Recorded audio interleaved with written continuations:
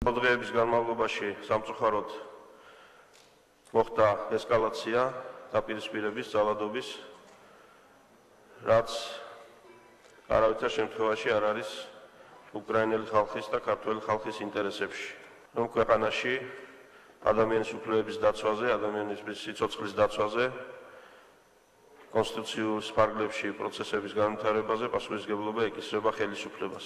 თავარი არის უკრაინის სწრაფვა, უკრაინელი ერის სწრაფვა თავისუფლებისკენ და რუსეთის ზეწოლის დაგმობა, რუსეთის აი ამ ანკიერი მანქანების დაგმობა მე-18 საუკუნეების სტანდარტის მანქანისა, რომელიც ცდილობს რომ მისი ჭყალებიდან არ გაუშვას მის გარშემო მყოფი რესპუბლიკები და თავისუფალი ხალხი.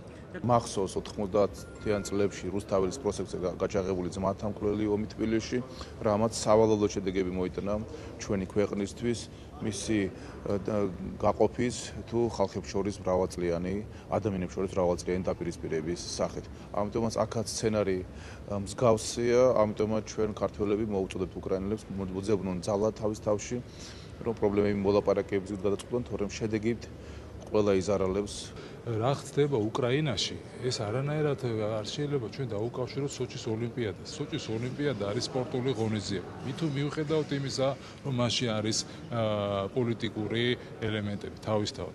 ჩვენმა სახელმწიფო მთავრობა მიიღო გადაწყვეტილება, ქართველი სპორტსმენები მიიღებენ ამ ოლიმპიადაში მონაწილეობას და არ მიიღებს ხელისუფლების წარმომადგენელი. ეს არის აბსოლუტურად ორი განსხვავებული მომენტი.